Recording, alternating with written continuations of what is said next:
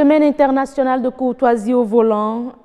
Agnat Bello en parle avec son invité Gilbert Rouessi. Il est promoteur d'auto-école. Courtoisie au volant, les bons gestes de citoyenneté. On suit d'abord ce reportage avant de les retrouver.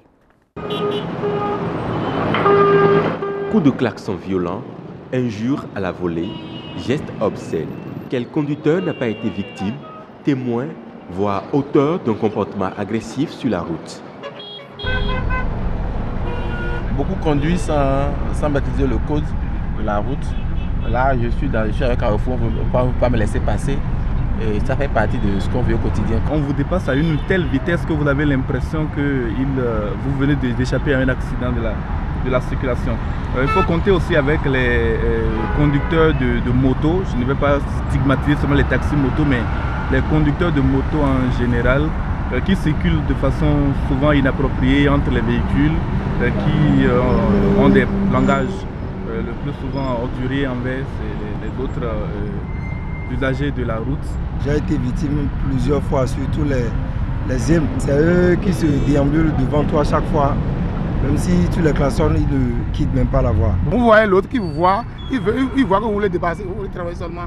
Le petit temps qu'il va vouloir pour vous traverser, lui, il émet une vitesse pour pouvoir vite traverser avant vous. Là, celui qui a la priorité l'insulte. Parce que vous avez peut-être klaxonné à quelqu'un qui, sa moto a coupé. Il est en train de chercher à demander, oh, le feu vert est allumé. Quand tu klaxonnes, il t'insulte. Dès que l'autre conduit un peu mal, la première des choses, c'est c'est ce qu'on vit tous les jours. Voilà autant de situations auxquelles on est confronté de la circulation et qui sont révélatrices du niveau un peu abject d'éducation d'une certaine partie de la population, et c'est malheureusement dommage. Tout le monde est pressé, c'est ce qui fait le problème. Conducteurs, cyclistes ou piétons, la courtoisie concerne tout le monde. La route est un espace à partager et cela nécessite un minimum de courtoisie. Demander à chacun de prendre patience parce que la route, elle appartient à tout le monde. Et puis chacun a une destination. Il faut penser à arriver à destination, non pas forcément le plus tôt possible, mais arriver à destination en bonne santé et en bon état. On a souvent de ces réactions-là qui font mal. Mais bon, qu'est-ce qu'il faut faire? Il faut l'accepter et continuer. Ça ne peut même pas cesser. Ça ne peut pas cesser. Respecter le code de la route, être maître de soi et de son véhicule, faire l'effort de se mettre à la place de l'autre, il en faut peu finalement pour bien vivre ensemble sur la route. C'est votre avis, hein, cher reporter. En tout cas, pour le conducteur de ZEM que vous avez interviewé, ça ne peut pas cesser pour lui. Courtoisie au volant, c'est un 20 mots. Mesdames et messieurs, on va aborder tout ceci avec notre invité Gilbert Rouessi. Comme je le disais, il est promoteur d'auto-école. Monsieur Rouessi, bonsoir. Bonsoir. Merci d'être avec nous. Merci beaucoup. Alors, Agnat Bello, bonsoir. Bonsoir, Rose Danondé, mesdames et messieurs, bonsoir chez vous. On parle de courtoisie au volant ce soir. Et oui, la semaine de la courtoisie au volant démarre cette année, le 16 mars, pour finir le 20 mars. Et on est à la 20e édition. C'est l'occasion de revenir sur l'importance de la courtoisie au volant. Donc, ma première question à l'endroit de M. Gilbert Rouessi, c'est de savoir en quoi est-ce si important d'être courtois au volant. Oui, merci beaucoup. La courtoisie au volant, pour définir d'abord la courtoisie, c'est en quelque sorte un geste de gentillesse, on l'appelle aussi gentillesse, oui. Ou bien c'est le fait de laisser son droit, de permettre à quelqu'un d'autre de jouir de son droit. Donc c'est ça la courtoisie. Maintenant la courtoisie au volant, c'est le fait de laisser passer son prochain, malgré qu'on ait la priorité. C'est ça la courtoisie au volant. Donc la courtoisie au volant, c'est quelque chose qui est nécessaire en matière de conduite pour que nous puissions circuler librement. D'accord, circuler librement passe alors par le respect de la courtoisie au volant, mais comment devrait se manifester cette courtoisie sur la route? Voilà, la courtoisie au volant se manifeste à plusieurs niveaux. Par exemple, premièrement aux intersections, c'est surtout là que le problème se pose. Lorsque nous sommes nombreux, que nous arrivons à une intersection, il faudrait que quelqu'un laisse passer son prochain pour que nous puissions circuler librement. Mais on remarque que tout le monde veut passer au même moment. Parce que tout le monde est voilà, pressé. parce que tout le monde est pressé. L'autre ne veut pas laisser passer son prochain. Ça fait que ça crée des embouteillages. Et normalement, aux intersections, lorsque j'ai la priorité et que je vois que si je laisse passer l'autre, ça va faire que nous tous, on va vite passer. Je le laisse passer. D'accord, de ne pas tenir voilà, en quelque sorte c'est moi qui vais priorité. passer premièrement. Forcément, c'est moi qui vais passer, non. Après ça, il y a la courtoisie au niveau des piétons. Lorsque le piéton veut traverser la chaussée, d'abord, il y a le passage piéton qui permet au piéton de traverser facilement. Mais comme ce n'est pas présent partout. Voilà, comme ce n'est pas présent partout et comme les gens ne le connaissent pas ici chez nous. Et comme aussi c'est occupé ailleurs. Occupé, voilà, quelque part. Donc ça fait que lorsque le piéton veut traverser, on le laisse passer gentiment. On ne passe jamais devant un piéton, on doit passer derrière le piéton. Ça, c'est derrière la courtoisie au niveau des piétons. Donc, il faut faciliter parce que le piéton est un usager vulnérable. Oui. Et ils n'ont pas de. Ils sont les usagers les plus faibles. Voilà. Donc, il faut permettre aux piétons de traverser librement. Ça aussi, ça fait partie des courtoisies. Maintenant, lors des croisements, lorsque nous voulons nous croiser, il faut que quelqu'un s'arrête pour laisser passer l'autre. Parfois, la chaussée est étroite quelque part et il faut que l'autre attend son passage pour que l'autre puisse passer. Mais parfois, les deux veulent passer au même moment et ça fait que ça bloque la circulation. Là, c'est un geste de courtoisie. Par exemple, à ce niveau, si quelqu'un est courtois, lui s'arrête pour permettre à l'autre de passer. Mais tout le monde veut passer au même moment. Mais est-ce que ce n'est pas le non-respect du code de la route? Voilà, là, c'est le non-respect. Ça parle de priorité. Oui, ça parle de priorité, mais parfois, il arrive où deux personnes se retrouvent dans les mêmes conditions. C'est en ce moment que le problème se pose. Lors du croisement, par exemple, si on doit appliquer le code, lorsque c'est sur ma voie que l'obstacle se trouve, c'est à moi de m'arrêter. Voilà. Parce que la chaussée est divisée en deux. Mais souvent, on parle il y a la priorité à droite, il y a la priorité aussi. Voilà. Donc, il y a plusieurs sortes de priorités. Ça fait que ce n'est pas toujours évident de décider qui doit passer en premier et qui doit passer après. Parfois, ça arrive, on se retrouve dans les mêmes conditions. Par exemple, au niveau de priorité à droite dont vous parlez, lorsque nous arrivons à une intersection, c'est celui qui a sa droite libre qui passe. Maintenant, voilà que nous tous, personne n'a sa droite libre. Il faut que quelqu'un accepte être absent. Il se dit, moi je suis absent, donc je laisse passer celui qui est à ma gauche et je suis le dernier à passer. Là, vous êtes courtois.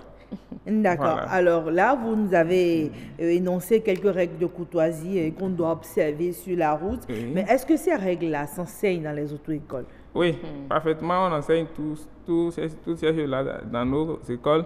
Mais on constate que les usagers ne l'appliquent pas une fois après leur permis. Mais c'est enseigné à qui? Moi, je veux peut-être comment cela est enseigné d'abord? Voilà. Non, est-ce que nos conducteurs de Zémidian qui sont souvent indexés vont à cette école? Oui, ça c'est un autre volet. Parce que ceux qui sont à moto, que ce soit les Zémidians ou ceux qui ne sont pas assez, d'abord, il suffit d'acheter une moto seulement et puis on se lance dans la circulation sans aucune notion de règle de priorité ou bien du code de la route. Ça là aussi cause le problème sur les routes. Sinon, normalement, dans les auto-écoles, on l'enseigne d'abord dans la théorie, au niveau du code de la route.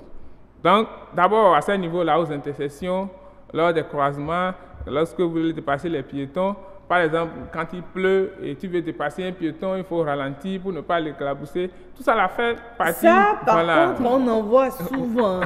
Tout le monde va à vive allure, on s'en fout du piéton. Seulement.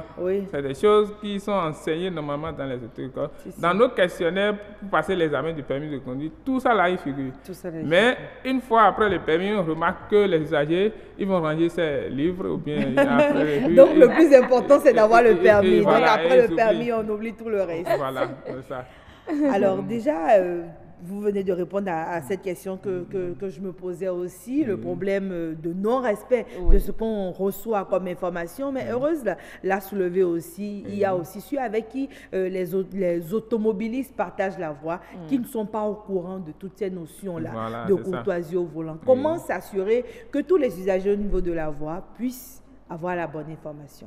Voilà, c'est pour cela que je dois remercier beaucoup les hommes des médias qui essayent de relayer ces informations chaque fois, par exemple à ces émissions.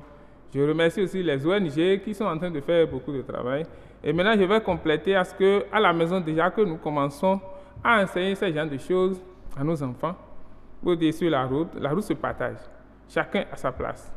Et puis pour permettre de circuler librement, il faut être courtois en circulation. Par exemple, quelqu'un qui a des enfants sur sa moto ou bien dans sa voiture et puis qui commence à insulter l'autre parce que l'autre ne l'a pas laissé passer. Déjà, qu'est-ce qu'il enseigne à cet enfant? Donc, il faut avoir les bons comportements lorsque vous êtes avec vos enfants d'abord. On commence par là. Et maintenant, dans les églises, dans les couvents ou bien dans les écoles, il faut commencer à enseigner ce genre de choses. Voilà, pour pouvoir... Peut-être dans les langues également, dans nos langues maternelles aussi. Voilà, dans nos langues maternelles, il faut commencer à enseigner ces choses-là pour arriver à bon bout. D'accord. Pouvez-vous nous rappeler les autres gestes de courtoisie que vous n'avez pas pu Voilà, il y a beaucoup d'autres gestes de courtoisie, par exemple au niveau du dépassement. Oui. Lorsque quelqu'un veut vous dépasser et vous constatez qu'il y a une difficulté et que quelqu'un d'autre vient d'en face, et vous pouvez percuter, vous pouvez ralentir, lui permettre de vous dépasser. Quelqu'un veut vous dépasser, c'est maintenant vous accélérez ou bien vous voyez un danger venir, vous l'empêchez. Là, ce n'est pas un geste de courtoisie. À part ça, il y a des débutants dans la circulation.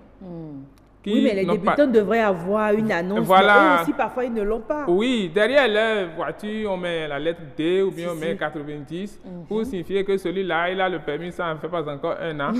Donc, lorsque vous êtes en situation avec ceux-là, il faut leur permettre, leur faciliter le passage. Toi qui as déjà une expérience dans la chose. Normalement, tout ça là doit être fait. Donc, au niveau des débutants, il faut... les laisser passer. Les laisser passer. Maintenant, au niveau des émigrants, il y a une grande information que nous devons circuler là. D'abord, il faut savoir comment aborder le client. Tout ça fait partie des gestes de courtoisie.